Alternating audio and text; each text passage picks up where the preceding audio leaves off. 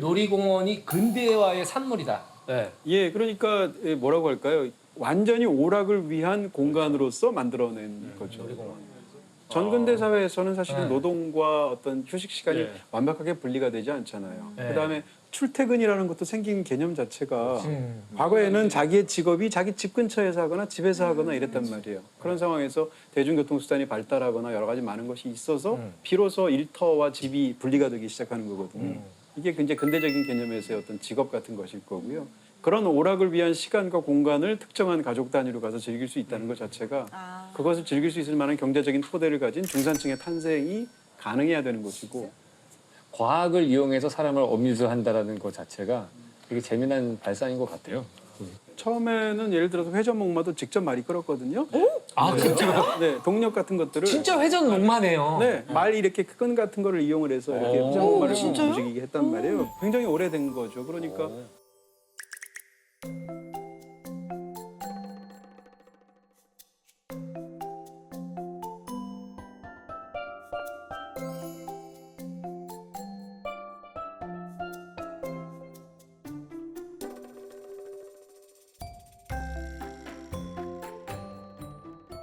(19세기) 한 중반쯤 되면 기계가 할 수 있으니까 이거를 이제 동력을 바꾸는 거죠. 그러니까 (19세기는) 이런 그 산업혁명이 고도로 발달했던 시기고 인간이 이런 산업혁명의 끝에서 야 이대로 가면 우리가 신이 되지 않을까? 라고 생각했던 시기고 자신감 넘치게 적극적으로 추구하는 오락이 이런 기계의 힘으로 집약되어 있는 곳이 놀이공간이죠. 그러니까 굉장히 흥미로운 근대 공간이라고 말할 수 있어요. 뭐 좀 타고 오셨다고. 아, 네, 우리 윤아 씨가 탔죠. 네, 스코팡팡을 타려고 그랬는데 너무 진짜 너무 무섭더라고요. 그래서 이거 회전근해를 타고 왔는데 그것도 그거 더 무서웠어요? 너무 무서웠어요. 서울 가는 줄 알았어요. 저렇게 날아다 이렇게 보통 우리가 날아가는 이게 줄 알았어요. 돌면은 한 45도 기울어진 상태로 돌잖아요. 여기는 한 80도로 진짜로 이렇게 타신 거예요? 안 탄, 옆에서 구경만 했죠. 혼자 타셨어요? 네. 우리 아버지는 저를 기다려주시고 나 안 타도 되지. 나는 하면은 찍기만 할게. 저 진짜 혼자 타고 와요? 파이팅. 갔다 올게요. 살아 돌아올게요. 별로 안 무서워, 별로 안 무서워. 뭐야? 잠깐만요. 알려줘. 그만해. 그만해요. 와. 장난 아닌데? 그만둬. 재밌었어요? 괜찮아? 날라오죠. 그만. 안 타기 잘했다는 생각이 드는데. 어디 시작하면 되나요? 이거 너무 무서워. 근데 참 궁금한 게 저는 이제 이런 거 빠르게 움직이고 막 떨어지고 네. 이런 거를 되게 싫어하거든요. 네. 그러니까 이제 그걸 타시는 분들은 도대체 왜 좋아서 그걸 타는 건지 좀 궁금해요. 안 좋아하세요? 아, 싫어하실 것 같아요. 저는 잘 타요. 아, 그래요? 네. 항상 양파 같은 분이에요. 말을 듣는다고 가지고는 안 탈 줄 알아요. 그게 어떤 느낌이 좋은 거예요? 스릴이라는 스릴이잖아요. 게 네. 간접 체험하고 싶지 그렇게 직접적으로 체험하고 싶지 않아요.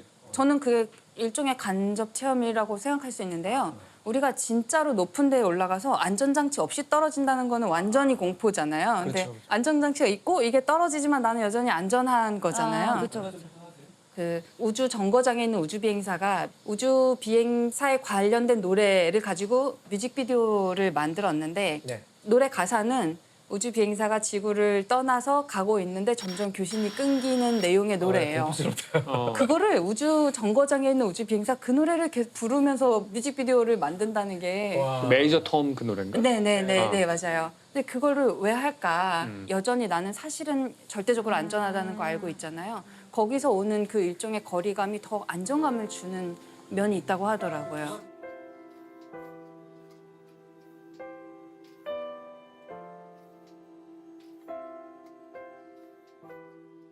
Ground control to Major Tom. The time is near. There's not too long. Can you hear me, Major Tom? Can you hear? Am I floating in my tin can? A last glimpse of the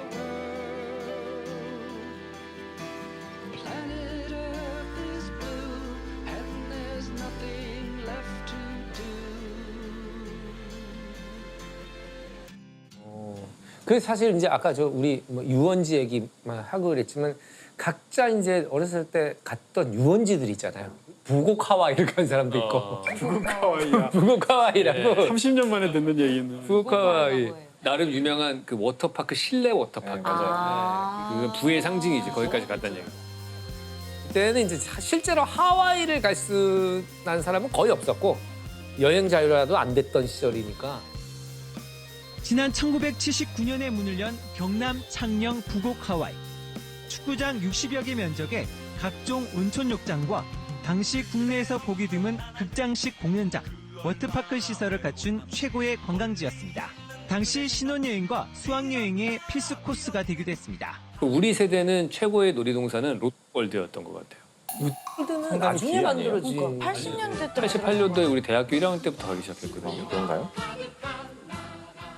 그게 우리나라의 어떻게 보면은 얼마나 이 사회가 잘 살게 됐는가를 보여주는 척도가 뭐냐면은 일반 대중들이 가는 실내 공간을 얼마나 크게 만드느냐예요. 근데 그거를 유리와 철로 만든 그 커다란 실내 공간을 처음으로 만든 데가 어디냐면은 1851년도쯤인가에 영국 런던의 수정궁이에요. 수정궁? 네. 엑스포 만국박람회가 처음 1회로 열린 데인데 그거를 뭐 1실링인가 받고서 입장객을 받은 거예요. 그러면 가면은 사람들이 막 나무도 심겨져 있고 거기에 뭐 온갖 물건들이 전시되는 걸 보는 거죠. 하긴 처음에 롯데월드 만들어졌을 때 진짜 기를 수가 지붕이 있어? 그러니까 놀이동산에? 놀이동산에 이 거대한 데를 지붕으로 덮었단 말이야. 뭐 이런 생각이. 근데 사실 우리나라는 되게 불리한 것 중에 하나가 1년 12달 중에서 야외에서 놀이동산을 쓸 수 있는 달이 한 6개월밖에 안 되거든요. 그 불리한 상황 속에서 살아남았으니까 이제 지금 경쟁력이 있는 거죠. 전 세계적으로 문자 중에 누가 만들었는지 아는 그렇지. 문자가 거의 없다고. 한글이죠. 전무하지 않나요? 네, 한글이죠. 날짜도 정해져 있고. 네, 왜 만들었는지도 정해져 네, 있고 누구를 위해서 했는지도 적혀 있고.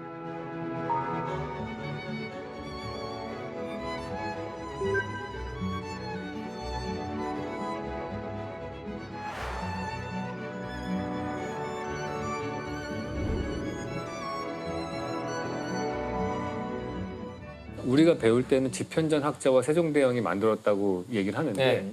실제로는 세종대왕이 혼자 다 만든 거라고 그렇다고 하더라고요. 하더라고요. 그러니까 사실 한글 같은 경우도 네. 양반들이나 당시 주류 권력에서는 안 쓰려고 했고 네. 쓰지 않았죠. 네. 이걸 썼던 사람들은 여성이었거든요.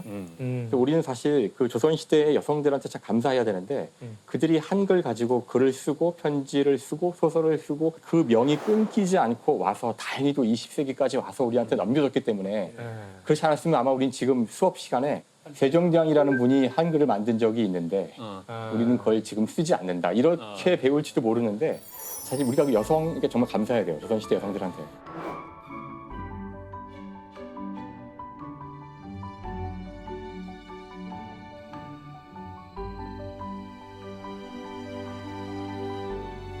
근데 결국 문제는 그건 것 같아요. 이렇게 문장에 대한 독해력이 떨어지는 젊은 세대들이. 사실 말씀하신 거에 그 생각이 들어요. 젊은 사람들이 예전 사람들이 쓰던 문장에 대한 문해력이 떨어지는데요. 예전 세대는 요즘 세대가 쓰는 문장의 문해력이 떨어져요. 그러니까 요즘 애들이 문해력이 떨어져라고 하는 거는 그거는 기존의 기성세대들이 썼던 거를 똑같이 따라야 된다라고 하는 가정하에 얘기를 하는 거잖아요. 만약 반대로 그들이 쓰는 은어는 우리가 또 모르는 게 많잖아. 모르지. 이걸 몰라 어떻게 우리 이렇게 할 수 공부해야 있는 되잖아요. 거잖아. 요즘 젊은이들이 쓰는 말이래 이러면서 근데 따로 그게 공부하잖아요. 그 은어를 많이 쓰겠는가를 한번 생각해 봐야 될 것 같아요. 자기들이 갖고 있는 집단의 어떤 결속력과 차별화를 가지기 위해서는 이 사람들이 못 알아듣는 말을 해야 되는 거예요. 그렇지. 그러면 줄임말을 만들고 이상한 은어를 만드는 것들이 결국에는 자기들이 배타적인 힘을 가지는 그 권력을 만드는 가장 쉬운 방법인 거예요.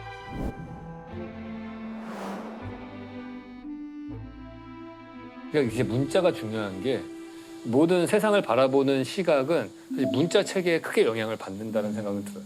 이 책도 있잖아요. 구술 문화와 문자 문화라는 책을 보면 네. 월터 옹이 쓴 책인데 네. 문자를 쓰기 시작하는 사람들이 문자를 사용하지 않는 사람들하고 완전히 세상을 다른 틀로 본다는 거 네. 보는 거거든요. 얘기하는 건데 핵심적인 차이가 논리 자체가 없대요. 구슬 문화에서는. 맞아. 그러니까 논리라는 게 선후 관계가 차곡차곡 서로 인과로 연결되어 있는 거를 말하는 것인데 그걸 구슬로 할 때에는 인과의 체인을 오래 유지하기가 되게 힘들어요. 그렇죠. 마치 우리가 수학 문제를 풀 때 그 손으로 쓰면서 풀면 아주 복잡한 이런 원의 접선 문제 같은 걸 막 풀어가지고 네. 답이 탁 나오지만 이거 머릿속으로 해보세요. 아, 절대 못해요. 안 되죠. 그러니까 이런 복잡한 인과나 논리 체계의 문제는 이거 눈으로 이렇게 쫙 봐야지만 그 전모가 보이거든요. 네. 그러니까 사실 이 문자를 썼기 때문에 우리 인류가 드디어 논리적 사고를 하게 되고 인간이 세상을 보는 틀을 완전히 바꿨다고 생각을 해요. 그래서 걱정되는 게 지금 이제 새로운 세대는 다시 구술 문화로 돌아가고 있거든요. 공부를 이야기를 들어서 유튜브에서 이야기를 들은 구술 방식으로 하게 되는데 문제일지 아닐지 몰라요. 아까 얘기한 대로 우리 기성세대의 어떤 꼰대인지도 모르겠지만 이제 새로운 세대가 이제 책과 문자를 통하지 않고 지식을 습득한다는 것이 어떤 의미인지를 고민해봐야 되는데 만약 진짜 옛날에 구술로 그냥 돌아간다면 다시 우리는 논리를 잃고 깊은 생각을 하지 않고 무언가 일관된 체계, 논리력, 사고 체계 이런 것들을 잃어버릴지도 모른다는 생각을 가끔 할 때가 있어요. 그래서 약간 좀 걱정이 되는 면이 좀 있어요.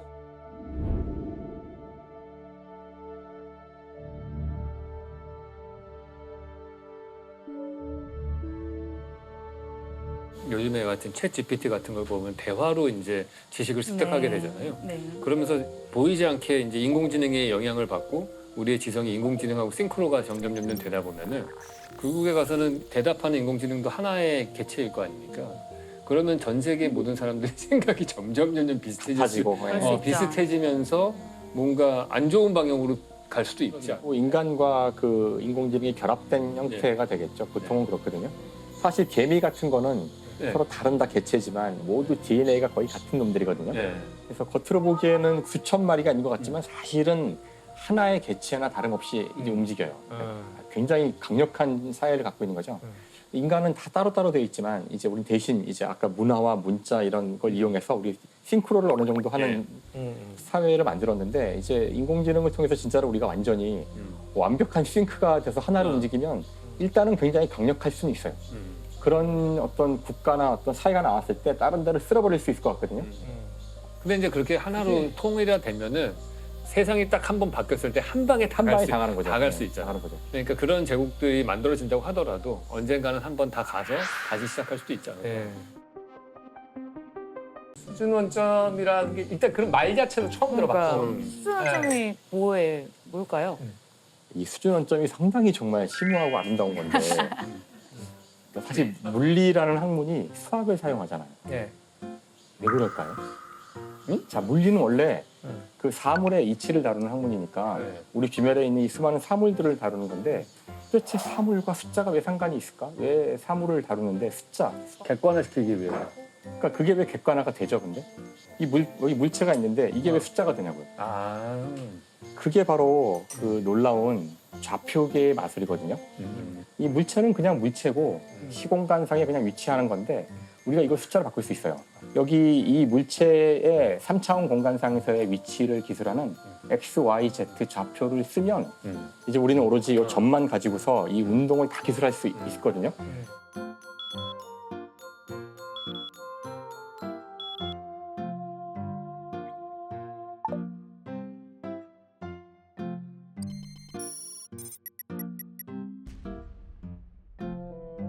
이게 바로 물리가 수학을 통해서 우주를 기술하는 방식인데 여기서 가장 중요한 건 좌표계예요.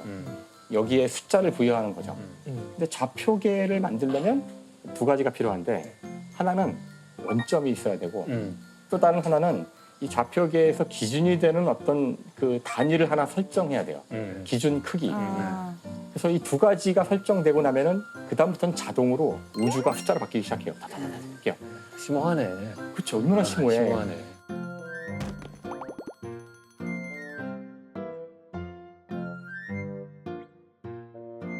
제가 오늘 가서 보고 온 거는 이 원점을 잡는 방법에 대한 건데 자, 지구상에서 우리가 어떻게 그 좌표계를 잡고 어떻게 위치를 기술하냐면은 바로 지구는 둥그니까 위도와 경도로 해요.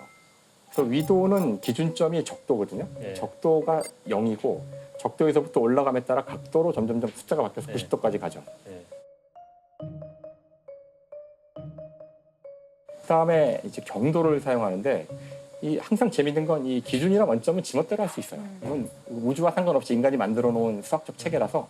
그래서 경도는 지금 가장 그 경도를 정할 때 힘이 강한 나라였던 영국이 결정을 해서 런던 근교에 있는 그렇죠 그리니치 천문대를 지나는 라인이 경도의 0점이에요.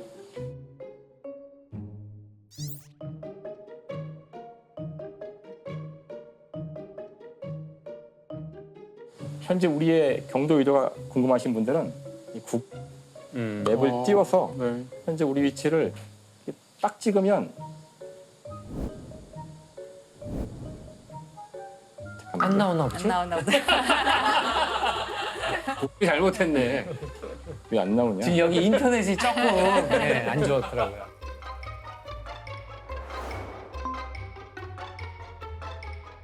그러면 우린 3차원에 사니까 경도하고 이동한 거지 안 되잖아. 네. 하나가 더 필요하죠. 네. 그게 이제 지구 표면을 다 커버했으니까 그 다음은 이쪽 방향, 지구로부터 멀어지는 방향이어야 되는데 거기는 상당히 미묘한데 보통 우리는 어떻게 하냐면은 이 땅바닥이 있으니까 땅바닥에서부터 뭐 1m. 근데 문제는 땅바닥이 고르지 않잖아. 그렇죠. 어느 땅바닥이냐? 그냥 어느 땅바닥이고 어디서 할 건고 이런 문제가 생기죠. 그러니까 이제 도대체 높이는 어떻게 정하느냐. 그러면은 일단 땅에서 하면은 이게 안 될 거라는 생각이 들 수밖에 없어요. 이거 울퉁불퉁하고 막 이러니까. 그럼 일단 첫 번째로 떠오르는 생각은 바다를 하면은 평평하니까 되지 않을까. 바닷물 높이 다르니까. 근데 문제는 사실 문제는 이제 조수 간판에 쳐도 있고 여기가 인천이거든요. 그렇죠. 더구나 그 바다도 이게 고르지 않아요. 네. 중력에 따라서 이게 넓은 영역을 보면은 이게 울퉁불퉁하거든요. 네. 근데 어쨌든 할 수 있는 최선의 방법은 바다밖에 없어요. 그래서 바다로 하고 바다의 높이를 재면 하루에도 이렇게 5에서 10m 왔다 갔다 한다고 이렇게 매일같이. 근데 이거를 만약에 데이터를 매일같이 모으면 어떤 평균적인 중심되는 위치가 딱 나오겠죠. 그게 우리의 기준이에요. 그게 해발 몇 미터라고 할 때 거기가 우리의 기준점이에요. 신기하다. 근데 일단 원점에 딱 놓으면 제일 좋은데 0m에 0m는 바다잖아. 네. 그러니까 갈 수가 없죠. 아, 바다에 땅을 놓을 수가 파요 없잖아. 그러면? 땅이 더 높으니까 항상. 땅은 언제나 바다보다 높으니까 네. 여기 언제나 조수간만에 차가 있고 여기다 할 수 없죠. 그러니까 실제로는 육지에다 만들어놔요. 그리고 거기에 숫자를 높여서 쓰는 거예요. 그렇죠.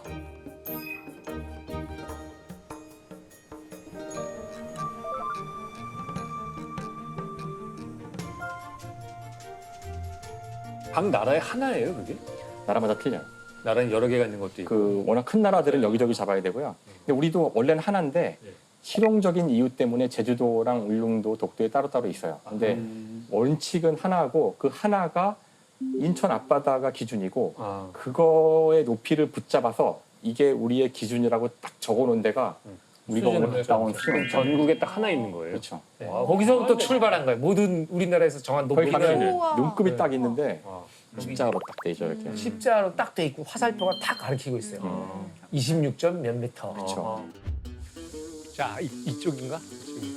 여기 써져 있네. 대한민국 네. 수준 원점.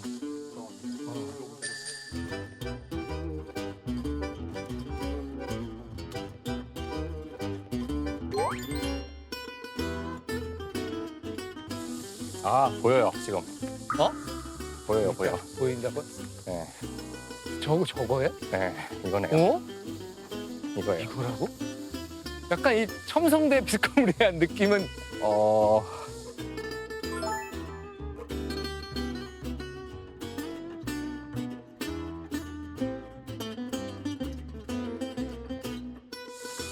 자 이것이 바로 대한민국 높이의 기준점입니다. 봅시다. 1963년에 설치된 거고 오래 전에 네, 평균 해수면과의 차이를 측정하여 여기다가 그래서 우리가 이런 거를 다 비교할 수 있는 거는 원점이 있기 때문이고 야, 이거 뭔지 여기가 여기 기준이네요. 여기가 해발로부터 26.6871m. 오.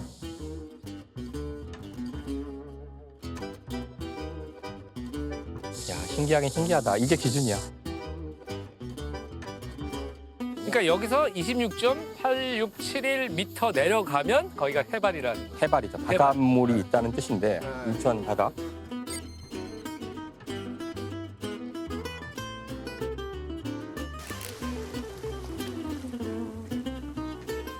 여기가 모든 그 높이의 출발점이네. 그렇죠. 지상에 여기를 수치로 대한민국의 맞춰야 될 지상. 거예요. 무조건 26점 몇 미터를 내려가면 거기가 해발 0인 거지. 이 땅으로부터. 그러니까 사실 그 한라산 높이가 얼마인지 아세요? 1950m. 그렇죠. 우린 다 외우고 있어. 오, 어떻게 그걸 외우고 있어? 한 번 구경 오십시오, 우동. 뭐라고요? 한 번 구경 오십시오. 그런 거야? 맞아. 그렇게 외웠어? 맞아. 기억나. 다 그런 거 아니에요? 맞아. 한 번 구경 오십시오. 생전 처음 들어봐요. 1950m. 오. 그 1950m라는 그 숫자는 뭐냐면은 바로 여기 이 수준 원점이 26점 얼마잖아요. 네. 거기서부터 쭉 쟀을 때 아. 그게 1950이란 뜻이에요.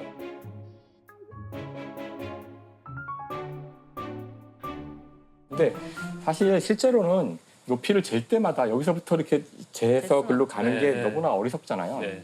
그렇지는 않고 4km 간격으로 있대요. 그러니까 여기에 또 맞춰서 저기가 또 있고 4km밖에. 4km마다 4km보다 높이가 달라요?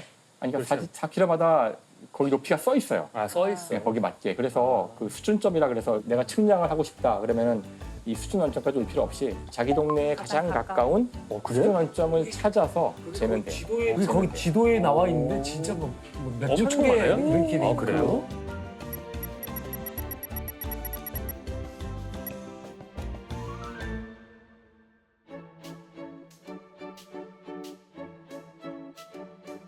평소엔 아마 그 지나가면서 보셨어도 이게 뭐지? 막 그랬을 것 같은데 전혀 뭐 못 봤는데. 평생 살면서. 무슨 포켓 그저 몬스터 잡는 것처럼 찾으러 다녀야 될 것 같아요.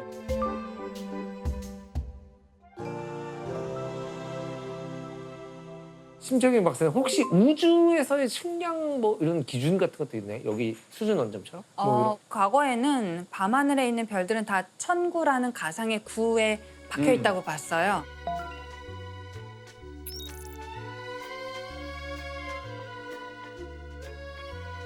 그러니까 모든 별이 다 같은 위치에 있다고 생각을 했거든요. 그런데 이게 한 구에 박혀 있다고 치면 좌표를 정하기는 되게 쉬워요. 밤하늘에도 경도 위도가 있거든요.